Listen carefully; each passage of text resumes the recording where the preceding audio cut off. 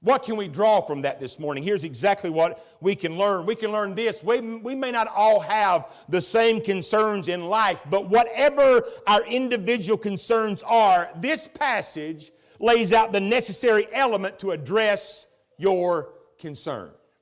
This morning in the building, you may be hearing what's worrying you or troubling you may not be what's troubling me, and what's troubling me may not be what's troubling you, but the three elements that Jesus brings to the disciples in this passage is the remedy and recipe to help a troubled heart regardless of what is troubling you.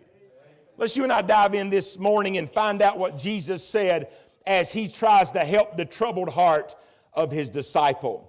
The first thing we find out, if you're a note taker, you can write this down. The first thing Jesus brings to the forefront that is absolutely vital in calming a troubled heart is he tells the disciples they must exercise faith.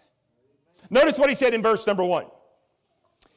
Let not your heart be troubled. Stop right there.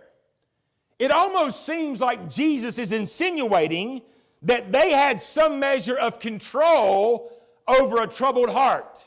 Can I tell you, they did. Can I tell you, we do. What's troubling their heart here, the anxiety that's building upon them, is not based on the fact that they're exercising or acting in faith. It's that they're acting or exercising fear.